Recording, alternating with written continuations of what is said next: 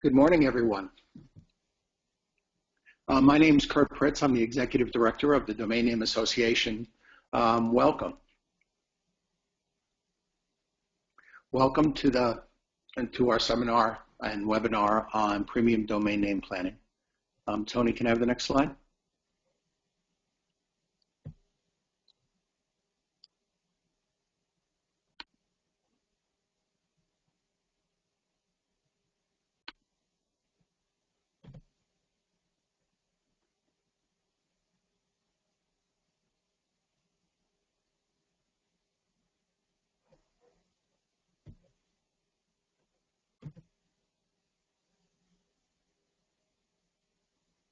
The DNA as an industry leader wishes to enable the full potential in the domain name industry and promote the uptake and use of domain names by sharing knowledge across the industry itself. And that's how this webinar series was born, where all of us can learn from industry leaders as a topic, and hopefully going forward each one of us will take a turn as the industry expert in some topic. This first webinar, entitled Premium Domain Name Planning, we think is a really important part of our business plan, and that's why we wanted to lead off with those topics, that understanding the methods and strategy used by others would inform how we all run our businesses here.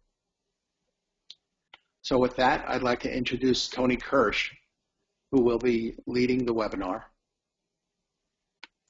Thanks very much, Kurt. It's great to be part of this webinar and indeed the launch of the DNA University. And to our audience today, good morning and good afternoon, or indeed good evening, wherever you may be around the world. As Kurt mentioned, my name is Tony Kirsch. I'm the Head of Global Consulting for RI Registry Services. But on behalf of the Domain Name Association Board and of course our members, it's a pleasure to be today's moderator and welcome you to the webinar and the kick-off of the DNA University. I've spent the last decade or so working in and around the domain name industry, and over this time I've had the privilege with working with some wonderful people on some amazing new projects. But like many of you, we're constantly reminded about the wide range of challenges that the domain name industry face every day. So it's through initiatives like today in the DNA University that we can work together to provide the tools and information that benefit the long-term success of the industry and its place in the digital ecosystem.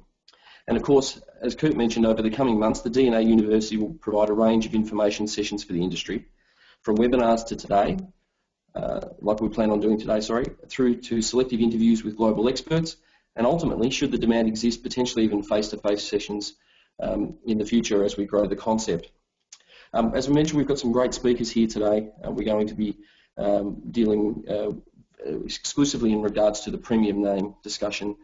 Some wonderful, wonderful experts to share their insights with you today, and we'll be introducing those people as we go along. Before we get started, a little bit of housekeeping. The webinar will run for 1 hour. We've got an extra few speakers in here today, so the session will indeed run for 1 hour and 15 minutes. The 15-minute period at the end will be dedicated to question and answers. And as we've noticed through the communications, we're looking for registries, registrars, new GTLD applicants and DNA members to be part of the audience today. Question and answers, please feel free to ask questions throughout the session. In the bottom right-hand corner of your control panel, you'll see that there is a box that you're able to type a question into at any time throughout the session. If you'd like it addressed by one of the specific speakers, feel free to just add the name of the speaker prior to the text around your question. And as I said, we'll be answering those questions at the end of the session. If you're having any trouble with your audio, please feel free to chat via the control panel. You've got the two options available for you in terms of a direct dial-in number via telephone, or indeed using your computer and your Wi-Fi.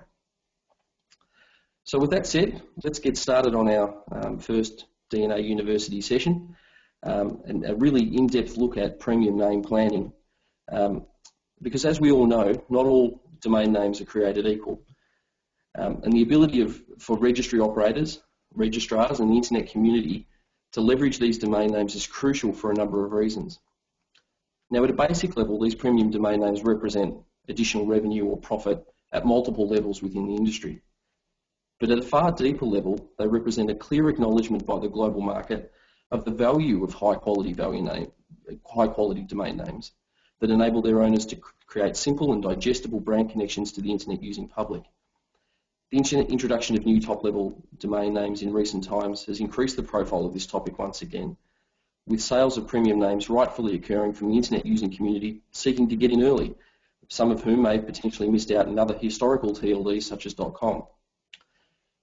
But how should we identify and value premium names?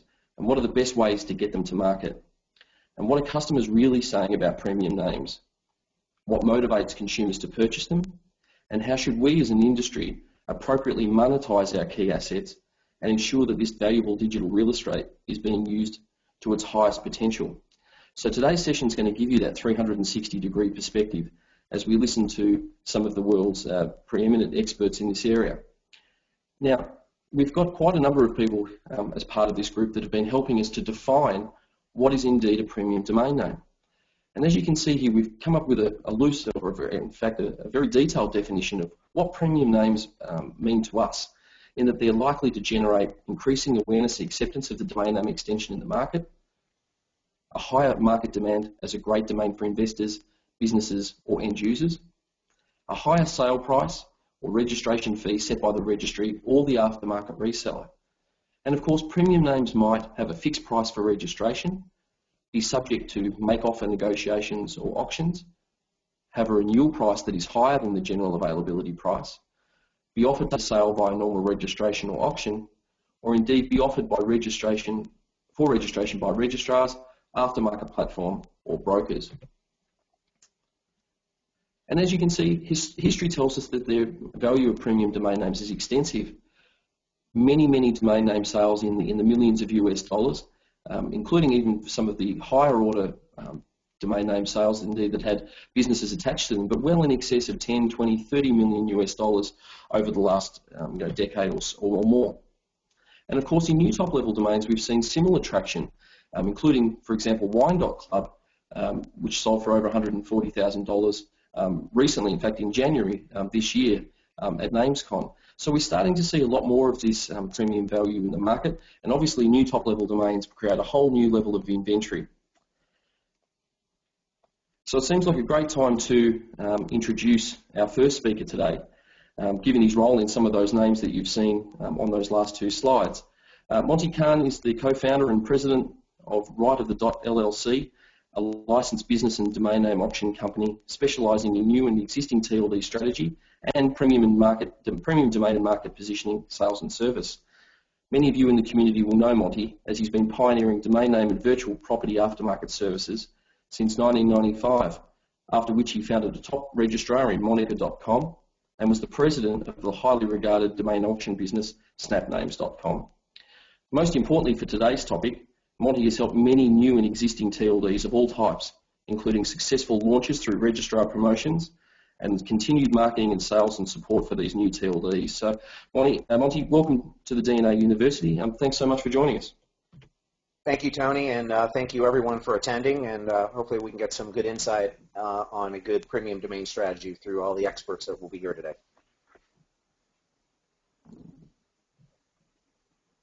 Okay, next slide.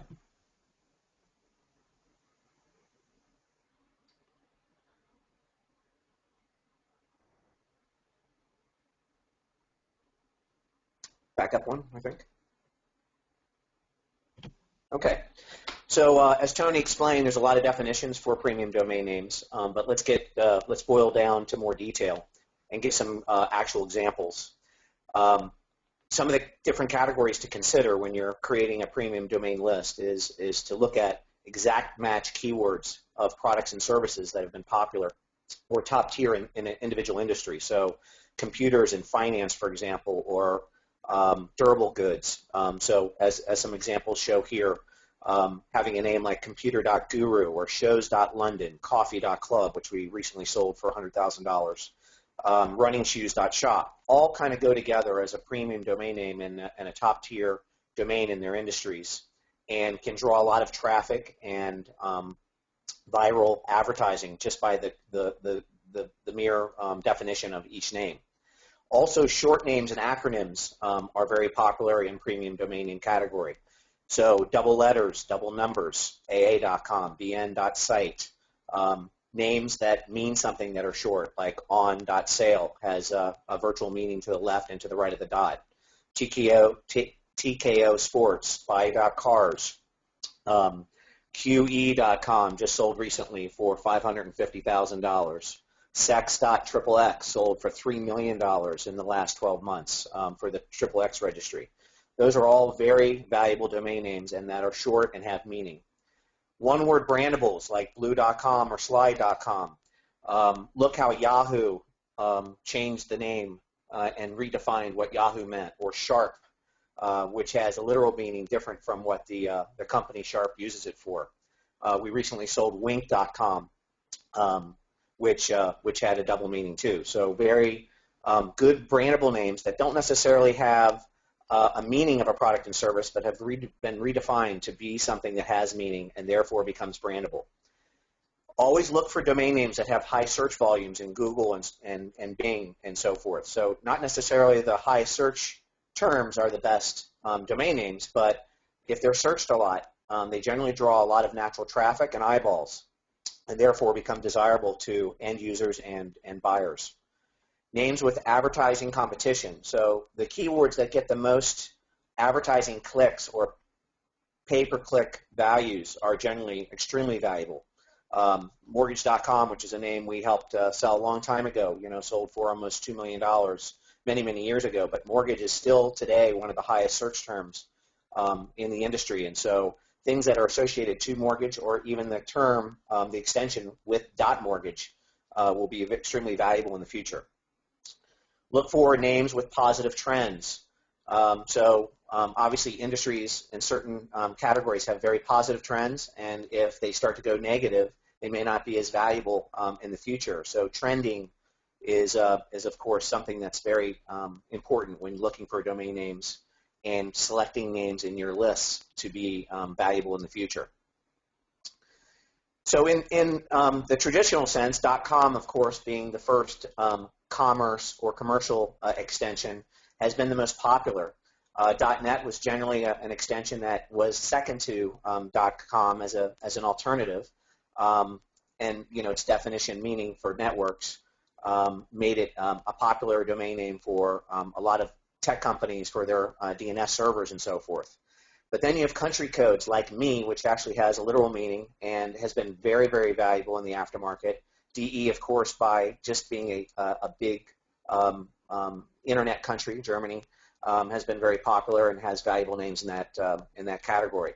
The new TLDs, however, are starting to gain a lot of traction and will in the next 3 to 10 years. .club is a good example because anything to the left of the dot works with .club generally, and so therefore there's a plethora of valuable domain names to the left and right of the dot. Global, just by its meaning, photography, lawyer, realtor, app, news.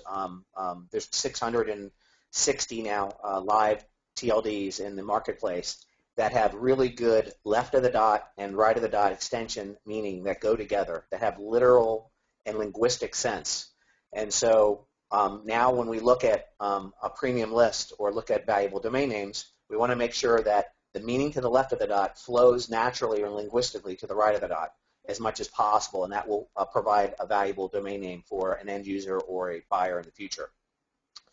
Use your intuition and common sense when selecting domain names. Things that are long and have multiple words that kind of string out the word always provide chances for mistypes. So the shorter the better generally, or something with the best meaning.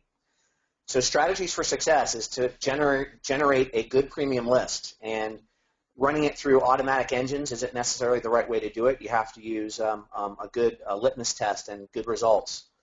The reason why you want to have a good premium list is because you want to generate revenue through sales for the long haul, and you want to have registry use for some of the names that you select as well. So you want to feed some of your traffic from your own domain names like go.global or get.club can help feed the registry in the future and help with education and other things.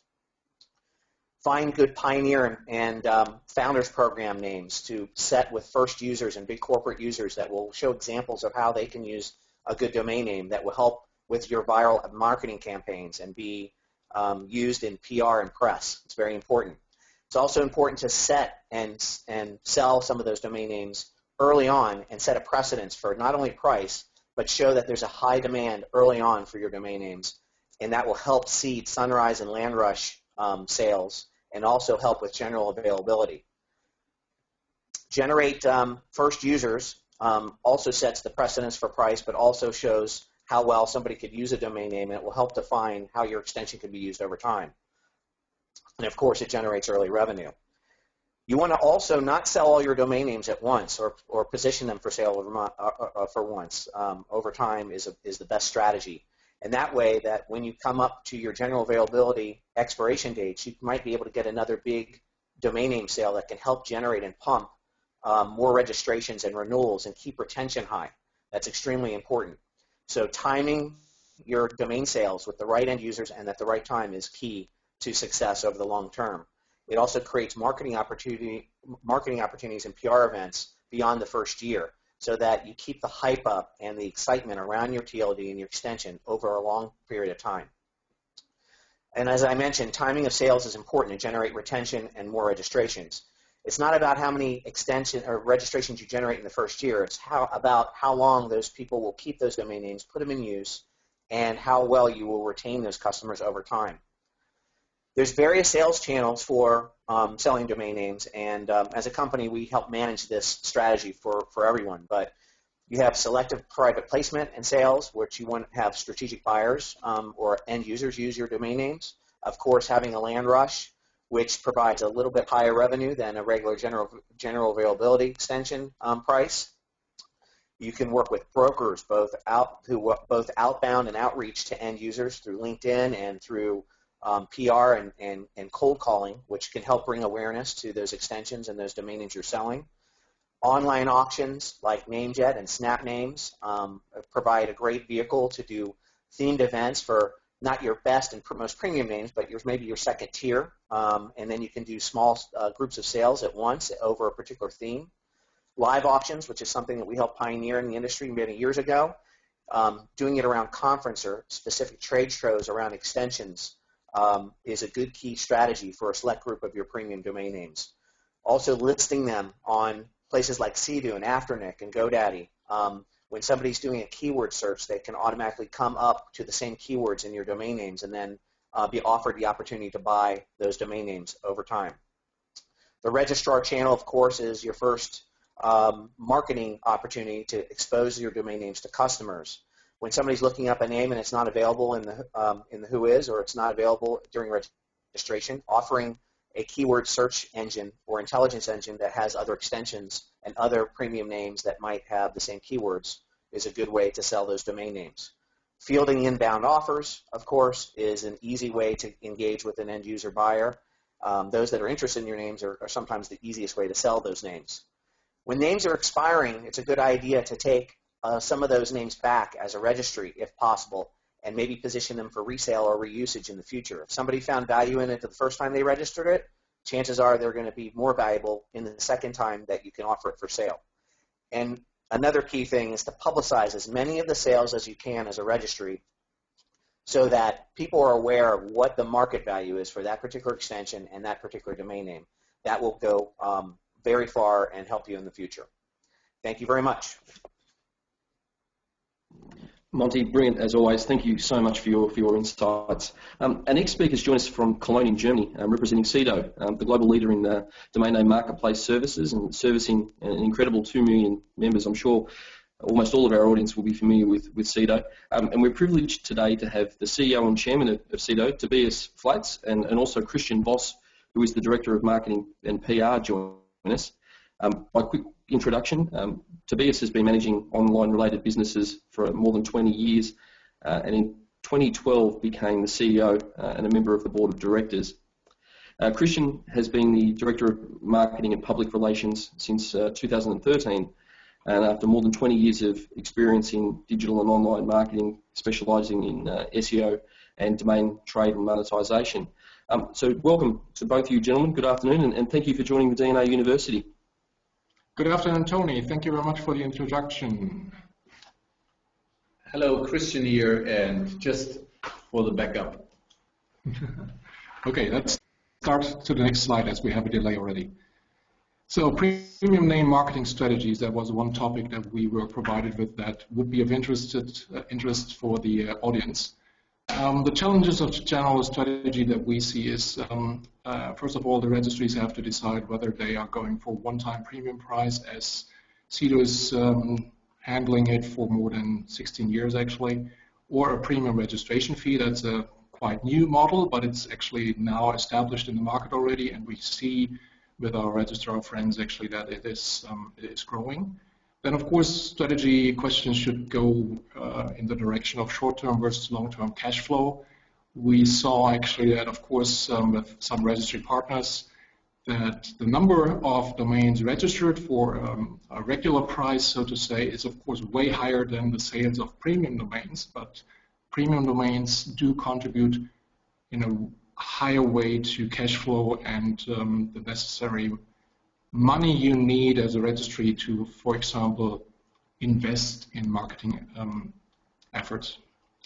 And the number and price setting of premium domains to select is, of course, another question. We have worked for many registries to identify the domains that they should hold back as premiums to sell for a higher price. And those lists, depending on the strategy, can be between 1,000, let's say, domains up to 40,000 domains, depending on, as said, the strategy that you have. What is our approach here? We have a huge set of data, actually, of 16 years of sales, which is more than 600,000 premium domain sales over the last years. That helps us, of course, to find out what keywords, what domain names are in general in demand of some audience out there, independent or dependent on the TLD. Then, of course, we have and help actually with the assignment to pricing tiers. After the identification of premium domains, you have to find out which one of those is potentially achieving a higher price and which one is not so much having a higher price but still premium. So we are actually factoring in different premium domain levels according to our experience and data. We have a multi-language coverage to ensure the global benefit, of course, because it's not only English-speaking markets that we are trying to attract for and on behalf of the registries that we're working together. China, to point that out, is a very big market already, and it's fast growing. The US itself, of course, is the biggest market in the world, and it will stay the biggest market, and it's still growing, by the way, but Europe is growing, but it's growing as well. But if you look at the countries within Europe, the behavior is quite different. We are covering 40 languages and dialects, and that helps us, of course, to make sure that the premium selection is actually catering all those needs that you have for a global approach. We have a search volume of roughly 15 million requests per month. That is helping us to actually identify the current market demand. So we see exactly what people, what users, visitors on our website are looking for. We have as well a sophisticated algorithm in place for the last 2.5 years, roughly. This one is, it's the IDNX actually at the end. It's incorporating different factors like what has been sold for what price over what time, as well as the different stock markets that we have in the world, etc. And then, of course, we have the staff, because you cannot do everything automatically. Staff with extended and global experience is to fine-tune the selection and make sure we don't forget the big low-hanging fruits and give you, actually, as a registry, a good premium name selection. Next slide, thank you. So coming to the next topic, how to market those premium names. So the marketing strategies, the challenge that we see here is, of course, creation of awareness, interest, and demand. The world has existed without the new GTLDs, and it was running quite well without them. But now that we have them in the market, we saw that the expectations last year didn't quite, they weren't fulfilled actually. So one reason was actually that within the domain industry, we were all very confident and sure that it will start and kick off very fast, almost automatically. And without the awareness outside the domain industry where the buyers are, it will not happen. And this has changed already over time. It's getting better step by step. But the other challenge is the realistic expectation setting for all the registries that are starting now and for those that have been starting in the last, let's say, 18 months. Our approach here is we are doing PR and marketing activities inside and outside the domain industry. That's very important because we see in our data that the domain industry is a very important part, or contributes a very important part of buyers, but the growing part is actually outside the domain industry.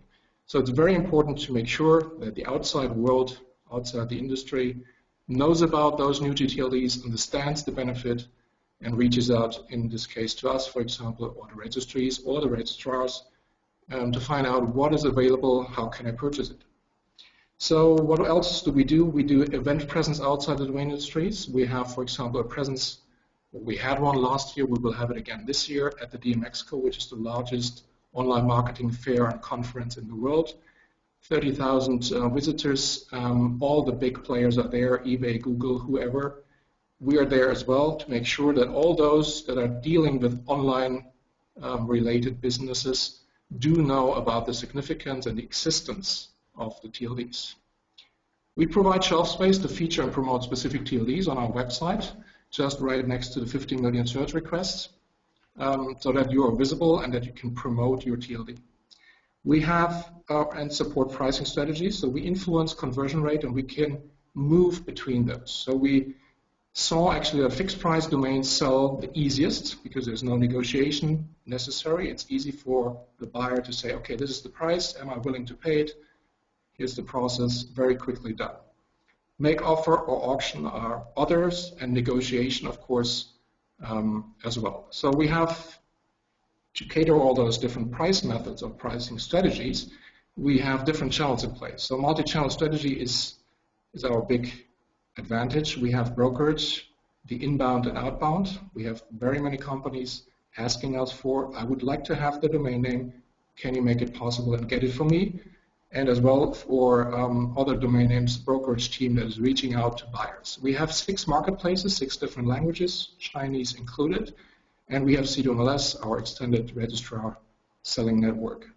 The process strategy, we have automated processes and we have manual processes, as we know exactly that not everything can be automated, and some things have to be manual because they're just better off at the end. And of course, we have a sophisticated search engine which allows the user to find whatever he's searching for. What is the guidance for non-English markets? The challenge here, cater the local differences, the client and market behavior. So China is the probably most prominent example, as very few of us probably speak Chinese, and we have to make sure that the process and the awareness and visibility of domains is working for those people that are in those countries. So the global reach with local expertise is our USP here. As said, we are covering a lot of languages and we have automated processes in all those. We have an extended global reseller network in China as well, all over Europe and the US and Americas. We have international native speaking staff with extended global domain experience, so they are helping whenever there's an issue to make sure the process goes through and at the end everyone is happy. And we have optimized processing from deal shaping and closing through escrow service. So everything that someone needs to purchase a domain name is covered by us.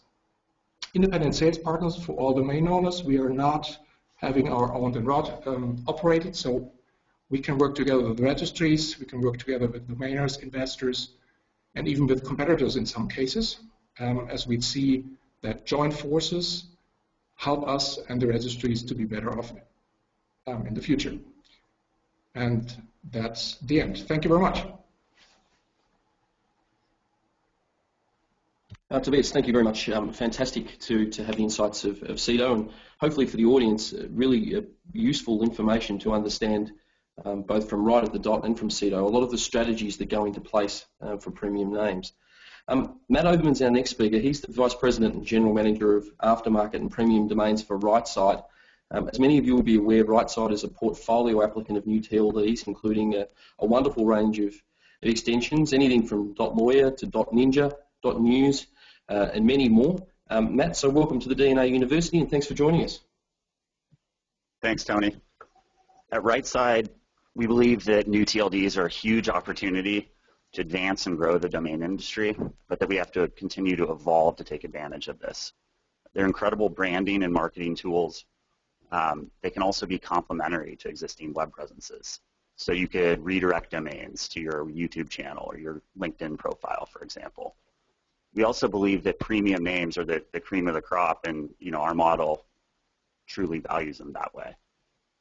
They have great branding potential, but also there's a great opportunity for lead generation and driving traffic to your website.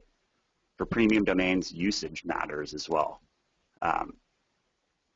Buyers paying premium prices ultimately leads to better usage, in our opinion.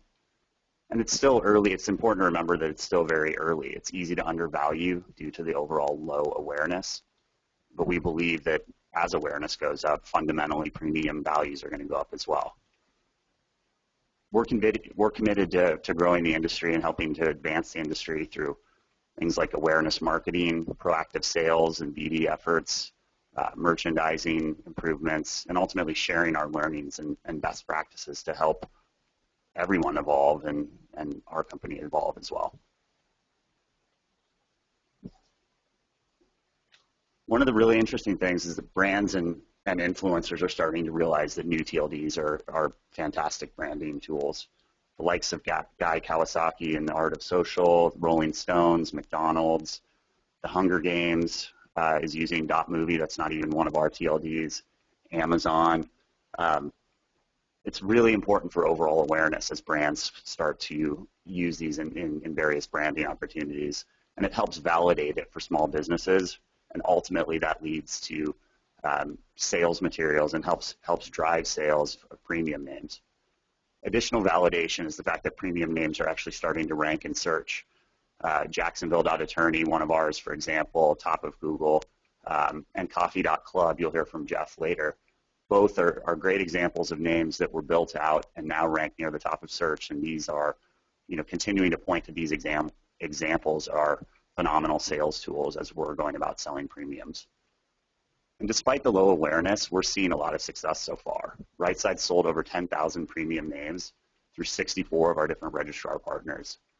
And almost 75% of the names that we've sold are through our registrar channel. Some of the example domains that we're able to share that we've sold through our O&O efforts are DUI.attorney, 3D.software, Solar.engineer. We've sold a handful through our third-party partners as well, these platinum names that were brokered, Job.market, Global.market, Reverse.mortgage.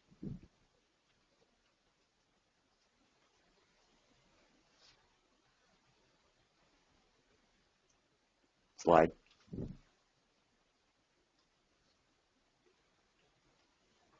What's really interesting as well is that it's more than just the fact that these names are available. We have 10,000,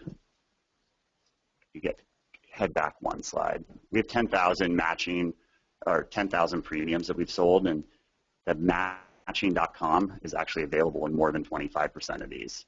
Showing one example. Tony, if you could go back one slide real quick.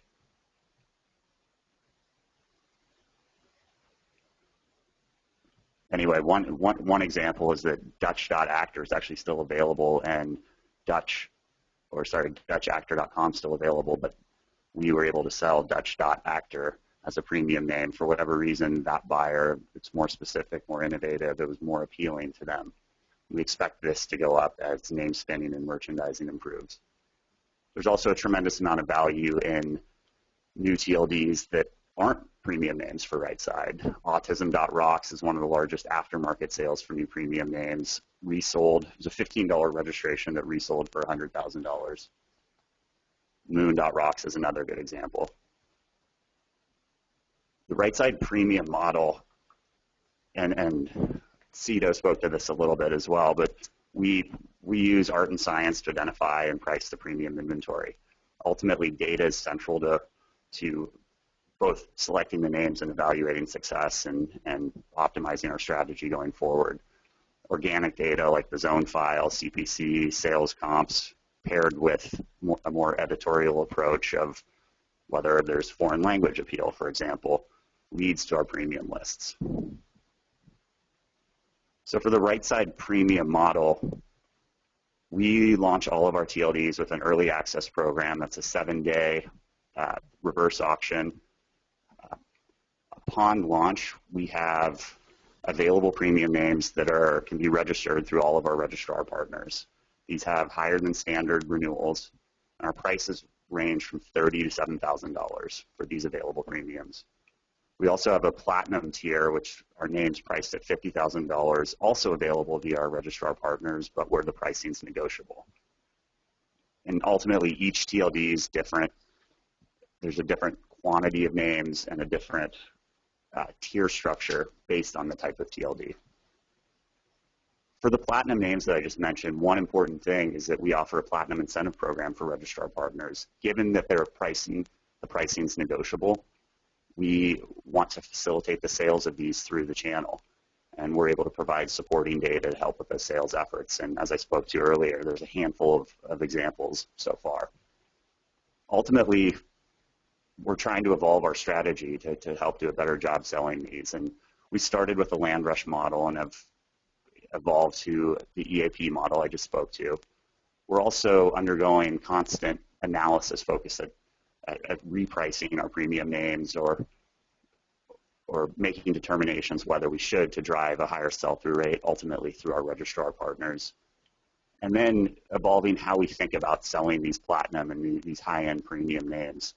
And that it's not just about selling a domain name, but it's about selling the branding potential or the traffic generation potential of a domain and how it can help a brand or a business. And ultimately, we're committed to working together. We want to share what's working for RIGHTSIDE and learn from our partners as well. We think that everyone benefits as we grow as an industry, and we'll continue to share what is working and what's not on our blog and through content marketing for the industry. Thank you.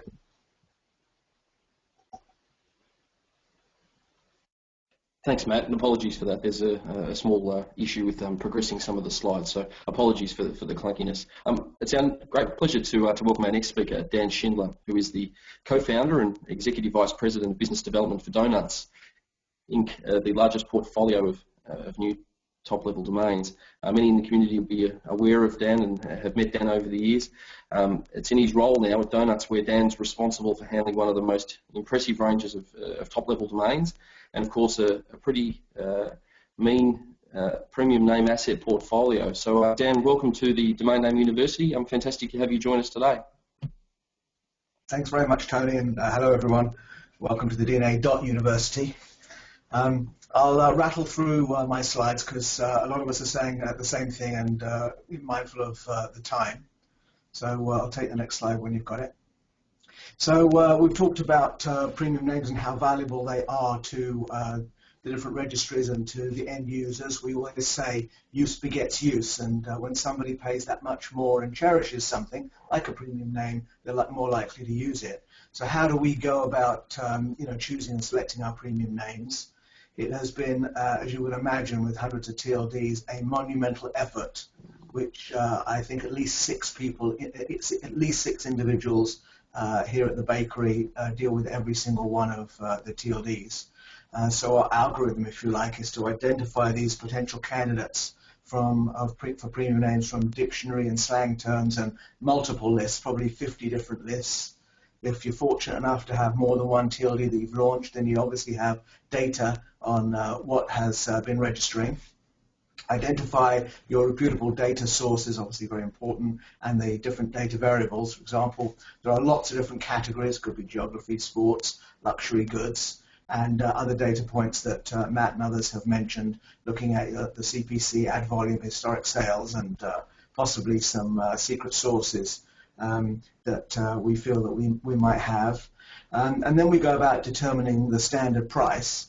Obviously, if a wholesale price of a domain name is $10, then a $20 name is a premium name. So it's not just about the multiple tens or hundreds of thousands of dollar names. It's also about other names because that forms just a tiny percentage of any registry's portfolio. So who is the audience? Is the TLD horizontal like .expert or .today, or is it vertical, .pizza, .plumbing? And what is the value of a customer for this target market's end user? Then we have a number of price tiers. We call them name ratings at Donuts. So we determine the price tiers for each of these TLDs to go through the registrar channel. And look at the categories which are aligned with this TLD. So, when we're looking through our potential candidates for a premium name, some are more applicable than others. Types of cuisine, for example, is not applicable if you're pricing .bike, but certainly is if you're pricing .recipes. So our process is that our algorithm suggests the most likely candidates from literally hundreds of thousands of possibilities. We determine which of these data points have the most weight for that particular TLD. Do historic sales of a similar name in a legacy TLD influence that price more significantly than CPC rates, for example, or the other way around? We look at other refinement within the categories, cities with different population sizes, sports that have higher participation rates, for example. We look at the price. We do a sanity check, and then there's a peer review that looks at all the names that have been selected. Our model has been very much a buy it now model. Our premium names fill a very small part of the portfolio. We believe in making these names available through our registrar channel. We've held back very few names for sales at a later date, and primarily those names are held back because of founders programs and other initiatives where we want to see the names in the hands of perhaps the most appropriate users. Example I've given before, not one of ours, but an example, car.insurance, everyone would agree, is a hugely valuable name. Let's say, for argument's sake, it's $1 million name. If Geico, to use an American example, or Churchill in the UK were to advertise car.insurance on the TV screens across their nations, would be much more valuable to the registry than the $1 million premium name. Maybe easy for us to say at Donuts with such a large portfolio, but we believe in getting these names out there and used and visible for our betterment and the betterment of the entire GTLD space. Thank you. Thanks, Dan. Really appreciate that, and I think we'll have quite a few questions coming through on your insights, given the size of the portfolio. Just a quick reminder for the audience: if you wish to ask a question, either to the wider group of speakers or indeed to a specific speaker, please feel free to type a question into the control panel that you'll see on the right-hand side of your screen. Our next speaker is Mark Del Zoppo from ARI Registry Services. Mark's speaking today in particular about the .Sydney geographic top-level domain and his experience with premium names. But Mark has launched a number of the top-level domains within the ARI Registry Services group, including .Melbourne and .Shabaka, which was the first ever top-level domain, and indeed an interesting one, Mark, in that it was an IDN. Welcome to you, and thanks for joining us. Thank you, Tony, and thanks for the opportunity. In the interest of moving things along, I will try not to be too repetitive as well, and I'm going to focus particularly on the Sydney TLD. First, a little bit of background, and I'm doing this to position what we've done with our premium names. Sydney is a large city, population 4.3 million. The mission and purpose of the domain name, as set by the State Government of New South Wales, is to promote the City of Sydney, its residents, culture, etc., as you can see there. The eligibility focuses on the City of Sydney and the State of New South Wales and its businesses and residents, and also other entities providing services to the city and to the state. So a very focused domain name. But importantly, Sydney is a brand. And so while it's a geographic domain name, it's a brand, it has value, and certainly in terms of cities, it's a very competitive value with other cities in Australia and around the world in convention markets, sporting markets, etc. Thanks, Tony. The performance snapshot, just to give you a little bit of a picture of where the domain name sits. So the domain name opened on the 17th of February earlier this year, roughly 6,500 domain names, as you can see there.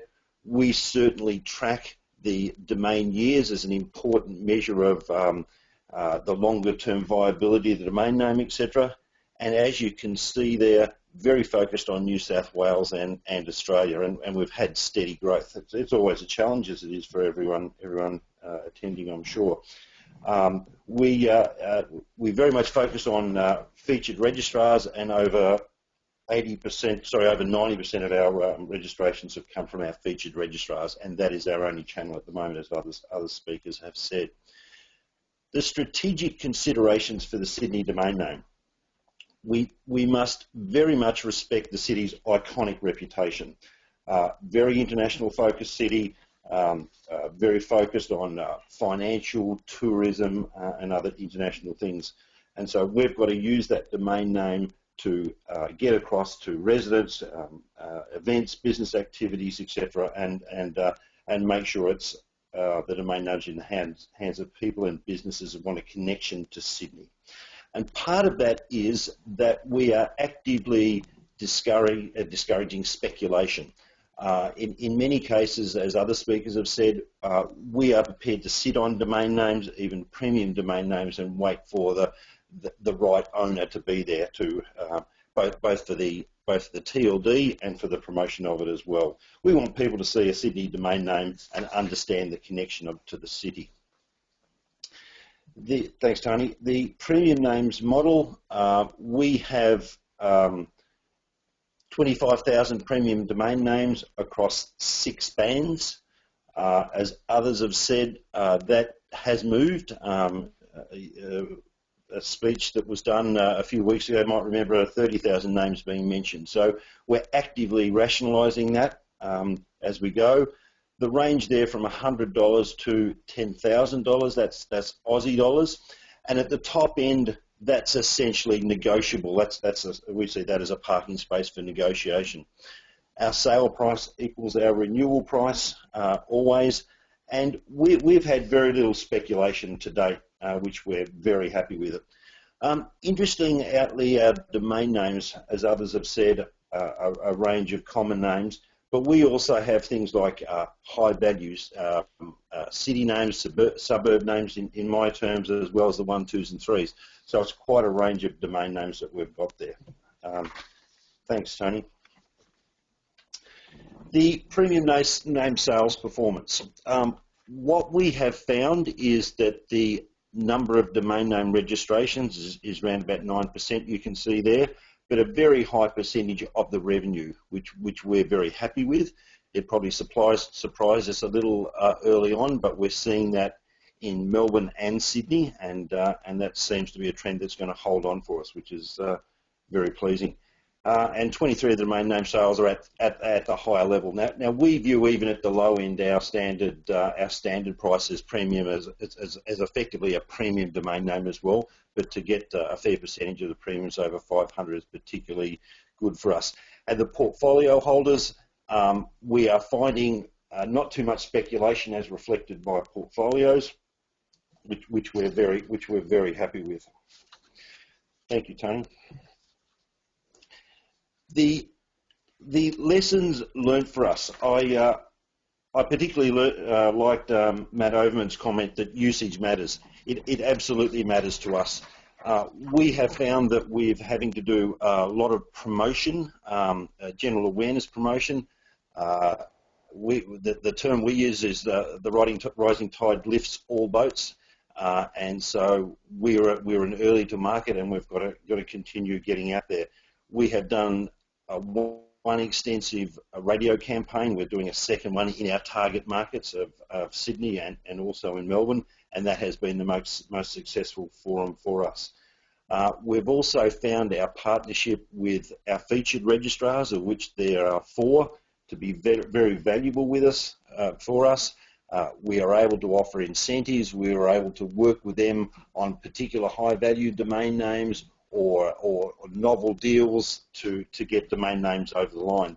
And we're also able to do things with data and analytics to focus on particular domain names. For example, an existing domain name that might have Melbourne in it in a .com at the end of the word. So we're always looking for those things to focus on to expand our presence. And like others, very much build your own premium list. A bit of science and a bit of art, as someone else said, very much so, and we've got to keep our eye on that and make it dynamic and keep up to date with it. Thank you. Thanks, Mark. Sorry to cut you off there. There's, again, just a little problem with the transition on the slides, but really appreciate that. A couple of questions in for Dot Sydney, and very interesting to hear the insights of a geographic top-level domain. Our next speaker, Jeff Sass, is the Chief Marketing Officer of one of the world's most recognised new top-level domains in .club. And after joining the team in 2012, Jeff's been responsible for numerous marketing initiatives. I'm sure many of you have seen some fantastic marketing from .club. Jeff, welcome to you, and thanks for joining the DNA University. Thank you very much, Tony, and thanks everyone. I'm going to talk quickly about how we got started preparing our list. I want to talk a little bit about the targets for premium names, domain investors, our founders and pioneer programs, brands, entrepreneurs, a little bit about how it's important to be flexible and to have some patience. Go to the next slide. In the beginning, we engaged 2 consultants and paid them to help us develop our premium name list. And frankly, choosing and pricing premium names is very hard. Even with 2 very, very experienced paid consultants, plus our own internal lists, and then we merged them all together, and we still made many mistakes. The good news is mistakes are not really that bad, because if you forget to include some good high-value names in your premium list, and they go out into the general availability market, you end up with some great success stories in the real world, so that's a good thing anyway. So it's not terrible to make mistakes, but it is very hard.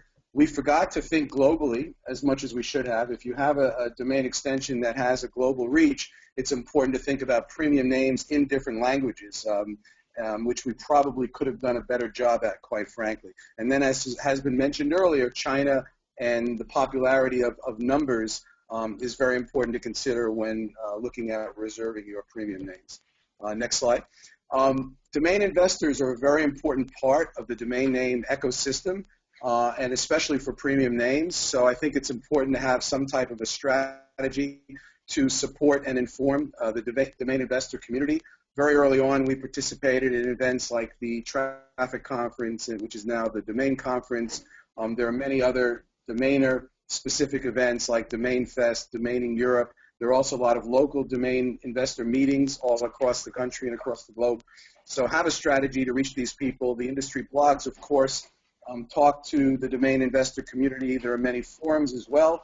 And one bit of advice is to definitely have thick skin, because there is a lot of negativity about the new domain extensions in some aspects of the domain investor community. And frankly, the interests of the registry and the interests of the domain investor are not always exactly aligned, and that causes some of that friction. Founder or pioneer programs are very important, as has been mentioned earlier. We were somewhat hampered when we launched because many of the names that would have been good for founder opportunities were tied up in domain collision. Hopefully, if you're launching now, you won't have that issue. So we worked around that by making deals with 50 Cent, as Tony had mentioned, and working with domain investors who are also entrepreneurs who build out sites like Luke Webster, who put together shaving.club and had that available when we launched. And it's very important to consider, as Dan mentioned, giving away premium names as leverage for exposure. That's a strategy that is very valuable. Next slide. Brands, I believe, are very important for premium names as a target because brands have budget. Brands have money to spend. And also brands look at a premium name as a end user price, so they're not looking to flip it or resell it like a domain investor might be, so you're more likely to get closer to a retail price from brands. And of course, if the brands use the names, that's great exposure as well. So we focused on brands early on.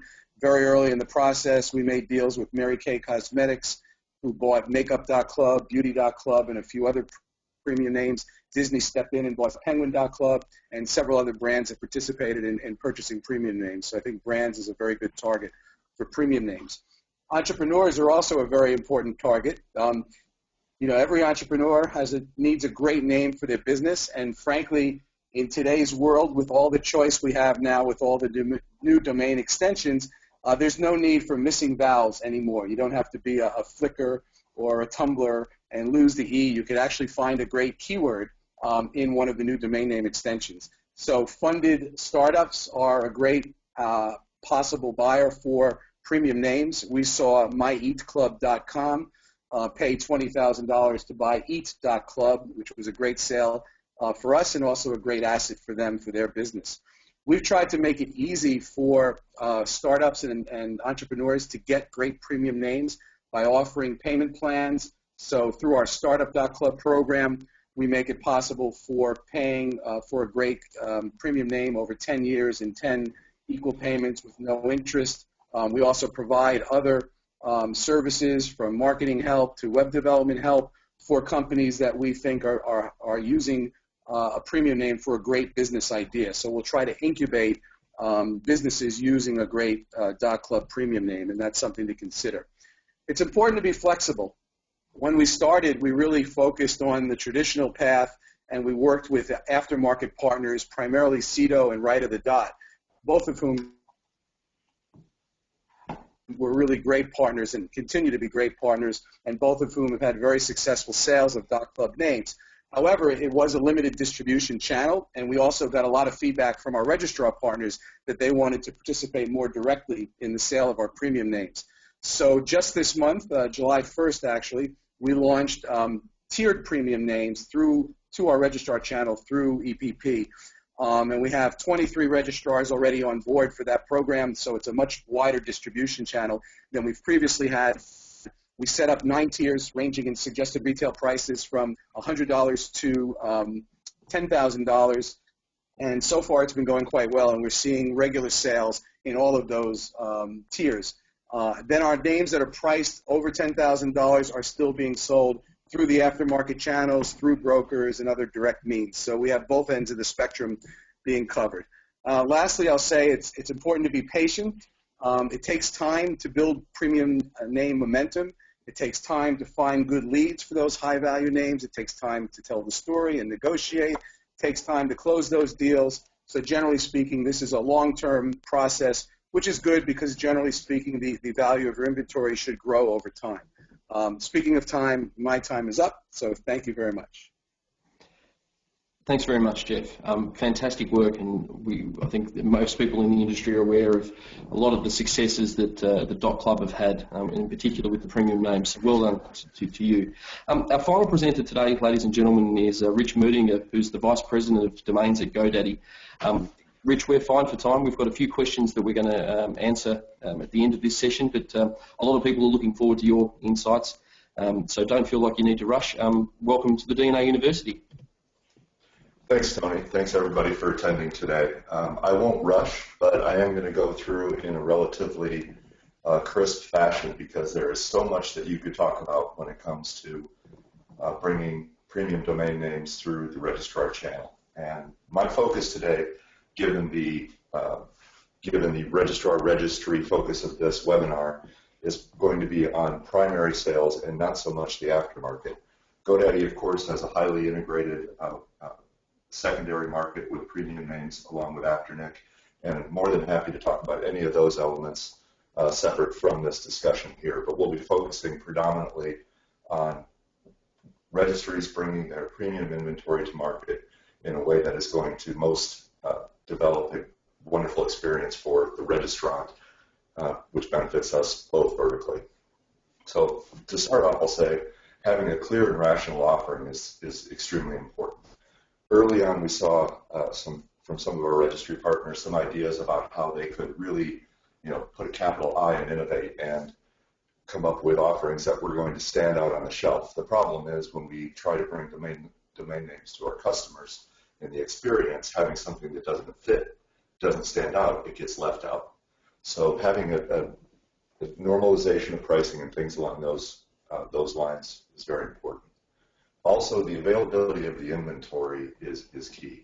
We definitely agree that having solid founders and founders programs for the new TLDs is extremely important. However, people come to these registrars and they put in their, let's say that someone wants to get their restaurant, or excuse me, their name.restaurant, and if that name happens to have been reserved, they're not going to go out and look for another .restaurant. They're going to find other ways to find the name that they're looking for in another TLD at that time. So having excess reserved inventory so that you can try to maximize every dollar out of your namespace is a short-sighted approach. I agree with Monty, however, that having some level of reserved inventory to keep the wheel spinning over a duration of time is a good idea. Also, people, we represent the retail channel as registrars, and having premium inventory primarily available through the stores where consumers are going for their names is the right way to do it. There are certain broker deals for the founders programs, etc., that are exceptions to this, but by and large, leveraging the retail channel allows us to have the best experience across all the names for all of the individual TLDs for the registrants. Also, we're looking for costs that are stable. We understand that with premium names, especially with the new Gs, out of the gate, you may not necessarily know what the right spot for some names is. Instead of adjusting registry costs to the registrars frequently to try to do price testing, leverage marketing programs and the like for the movement of those prices so that the cost structure stays stable for the back-end systems, but then you can work with individual or partner registrars to develop out and fine-tune some of the pricing that you want to accomplish. Obviously, back in the days of ComNet, org, etc., we pretty much had single price names. With the introduction of premium names and variable pricing, we've had a lot of system changes on the front end and the back end, and it's been increasingly obvious that having transactional integrity between the registrar and the registry is very important.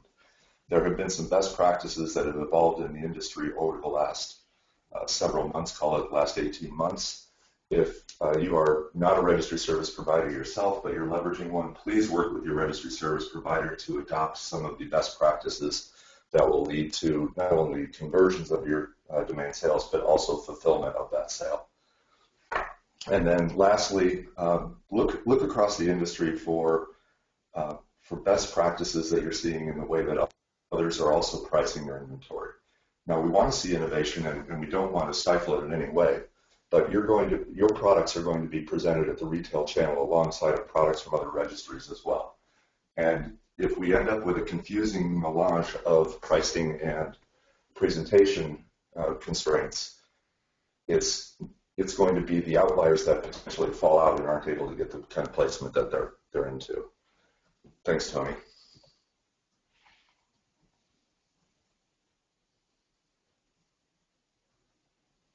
Okay. So variable pricing, as I mentioned, is here to stay, and by and large, we see it as a very positive innovation. But we also have to realize that it introduces complexity and risk, so it needs to be laid out in a manageable and rational way. Tiered pricing is an example of what has worked extremely well so far in the industry. The system integration issues have led to some negative customer experiences, but we've been able to work through those over time, and I think it's gone pretty well now. So doing your premium names through the registrar channel using variable pricing and price tiers is something that we encourage. There is an impact on the aftermarket that we are considering here because back when domain names were all, call it $9.99, and individuals could purchase names, put them in portfolios, and then reprice them for premium sales in the secondary market. Well, if the registries are doing those sales themselves, we're still trying to understand what is the impact on domain name volume sales, and how does that impact the secondary market? It's just still being worked through at this point. I won't go into launch models too much because it's a bit of a digression from premium names, other than the early access program has been very successful in allowing registries to put a premium price on a domain name while leaving the name price itself relatively standard, so you can get maybe a $5,000 premium on a name because someone wants it as it's launching, but they might not be willing to pay more than $50 or $500 for a recurring renewal fee. So it's been a very, very positive program. We like it very much. And I won't talk about reserved. I've already covered that. If you reserve too much inventory, you can't sell it, and people will move on to other namespaces where they can get better exposure. And as far as with your premium names, if you have a single price, meaning renewal equals initial registration costs, we're still not sure exactly where in the long haul it is going to benefit the registry and the registrar most, although common sense tells me that having a single price for the TLD that is recurring year over year is the most rational and makes the most sense for the experience for the registrant. So as far as the experience is concerned, I'd like to say we have the 3 R's of domain retailing, which is present the right name to the right customer at the right time. To accomplish this, registrars need to have advanced information regarding your premium names in order to do pre-processing and indexing so that we can present domain names to the customers as they're coming through. That being said, we need to have accurate and current inventory data, doing an availability check to see if the name is available at the time that the person has typed it in. Doesn't allow us to apply advanced algorithms on doing presentation and finding well. Also, having accurate cost data is extremely important. There's been discussions about whether or not domain names should have what we would call dynamic pricing as opposed to simply variable pricing. And a dynamic pricing environment, aside from being against some of the policies that ICANN has laid out, would present significant retailing issues. So we're looking for relatively stable pricing from registries in these premium names. And then advanced knowledge of the information is so that systems can process the information and index it and then tailor the experience to the end customer. With the information, we're able to really hit the 3 R's. Without the information, it's really difficult to get TLD's primary placement.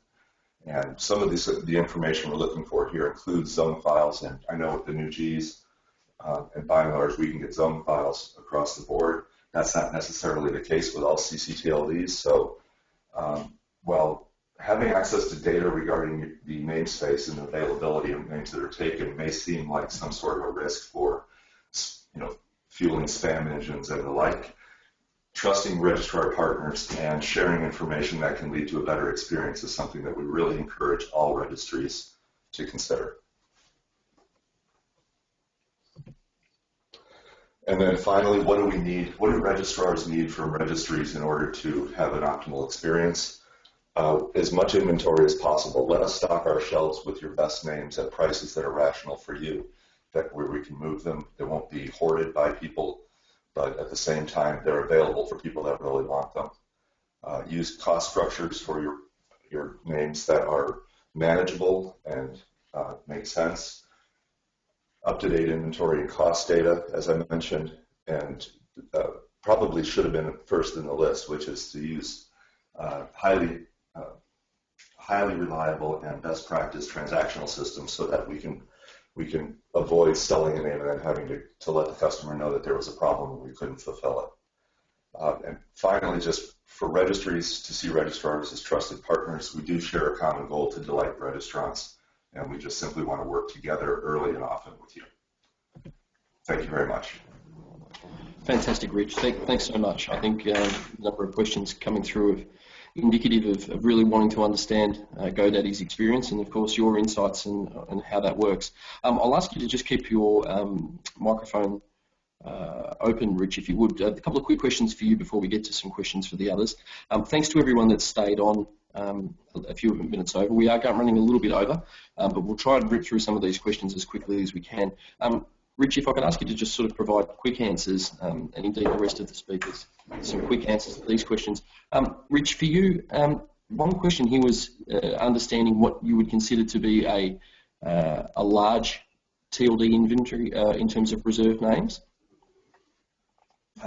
As far as reserved names, I'm more comfortable seeing reserve lists that are more in the hundreds than in the thousands or tens of thousands. Okay. And also, would you comment on the state of the industry regarding premium names and variable pricing in regards to, for example, Afternic in your case? Originally, these were not compatible with variable renewal pricing of most new TLDs. So I guess there's a question around that. And also, how are these premiums showing up on registrar platforms now? Well, when I mentioned Afternic, I was strictly speaking in terms of the secondary market. It's my contention that the appropriate distribution channel for names that are not yet registered, whether they've been registered and then expired and have gone back to the registry, etc., that inventory and the premium names should be done through variable pricing via the primary registry and registrar channel. Names that are already registered, maybe held by a domain investor or just an individual that someone's interested in selling in the aftermarket, should go through the Afternic model. And again, I focus primarily on the primary market here. More than happy to get into more detail with anyone that wants to talk about it with our experts here at GoDaddy regarding Afternic in the secondary market. Thanks, Rich. Dan Schindler, if I could get you to unmute yourself and just take a question from the audience. There was some interest in your explanation of the difference between horizontals and verticals. Yeah, well, some TLDs, thanks Tony, are more generic and cover a whole different range of companies and interests, like .company, for example, or .group, which would be examples that are more horizontal, and then more vertical TLDs that are more specific to the end user, .plumbing or .restaurant or .bike. Okay, yeah, that's great. Thank you very much. Jeff Sass, one question here in regards to .club, and it's an interesting one in that it relates to one of the I think one of your best success cases in coffee.club. Interesting question here about the role of the registry in the transition, in particular because it was an existing business that moved to a .club domain. Is there any sort of insight you can provide on the transition over to the .club domain? Yeah, actually, Coffee.Club was not a transition of an existing business, although the owner of Coffee.Club, Bill McClure, has a successful coffee business at Coffee.org. His idea, which he presented to us, was to create a subscription service where you could pay a monthly subscription fee and get fresh roasted organic coffee delivered to you based on the amounts and schedule that you were interested in. So he started a new business, which was the subscription business, under Coffee.Club. Coffee.org still remains as kind of a superstore for all related coffee products and individual coffee orders. So it wasn't a case of a transition, but it was actually one business launching a new business that was certainly related to the core business of coffee, but a different model. Okay, thanks for the clarification. Monty, if you're still there, a question for you was what premium name classes differ in applicability between geo-TLDs, for example, like .London, and general or category TLDs? So specifically, what classes don't work well in geo-TLDs in your experience, and what classes outperform in geo-TLDs? Any insights there?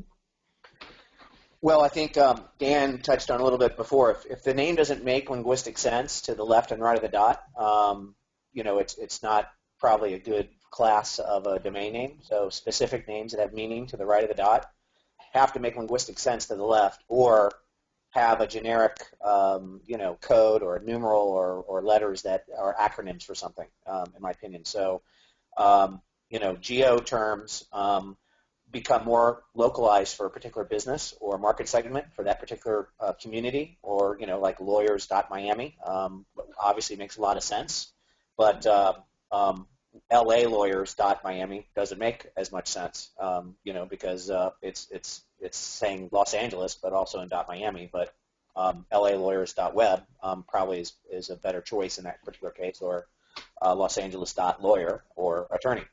So The geo-classification is really good for the local business, local community that obviously wants to advertise and show where they are and what services they provide in that particular community, where a more GTLD generic term or one with meaning makes more sense for what you're trying to say to the left of the dot and being broadcast in that particular industry or field.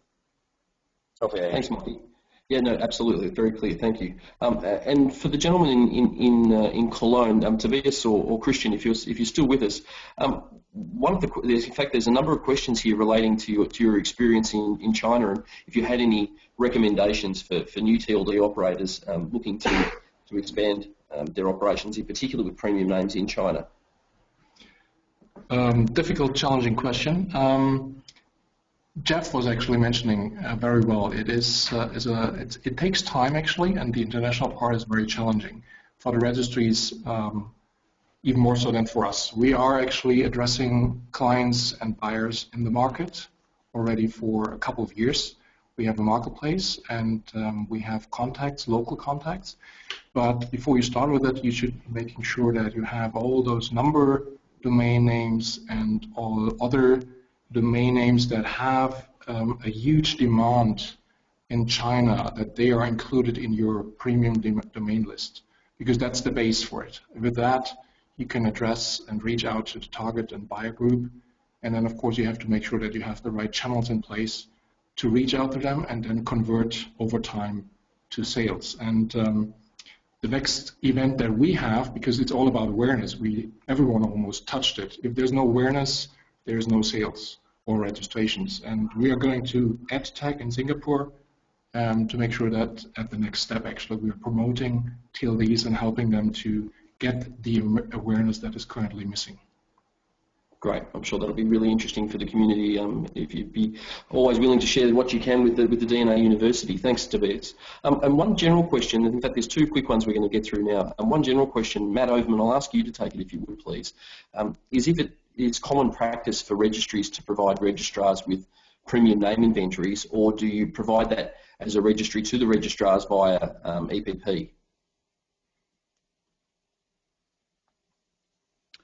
In our case, we provide it via EPP. I think there's some different models when providing reserved inventory or working with some of the marketplaces, but the majority, 99% of our inventory is provided via EPP to any registrar partners that have signed up to offer RIGHTSIDE premium names. Thank you, sir. And last question, I think hopefully a nice, simple one for you, Mark Delzoppo with .Sydney. You mentioned that your renewal price was the same as your premium price. Could you just clarify a little bit about what you mean by that and what the thinking is behind that strategy? What it means is that the price you pay for the initial purchase is the same as the renewal price. So if you pay $100 for the first registration per year, then you would pay the same for renewal. The alternative, which I think Richard touched on, is perhaps paying $100 for the initial registration and then a reduced amount for the ongoing registration. We just decided, and I agree with Richard Godaddy's comments, that makes the most sense to us. We haven't seen resistance to that so far. Certainly as perhaps an early to the market, it took registrars a little while to get their heads around that, but now it seems to be to some degree the industry standard, I think, from my point of view. So certainly we're very comfortable with that position for Melbourne, Sydney and Shabaka. Thanks, Mark. Okay, well, ladies and gentlemen, we're a few minutes over, and we really do see most of you have stayed on for the webinar. So thank you so much for your involvement. We will be doing a survey via the DNA after this webinar, and absolutely would appreciate your feedback. It should only take you 30 seconds. To clarify, I know there have been a number of questions asked on the control panel today. There will be a recording made available of the webinar in the coming days. But in the meantime, if you've got any questions, feel free to contact us at info@thedna.org. But in the meantime, on behalf of the speakers, the DNA, and myself, Tony Kirsch, thank you so much for joining us today. We hope that it's been useful, and we look forward to seeing you on future DNA University activities. Thank you, and goodbye.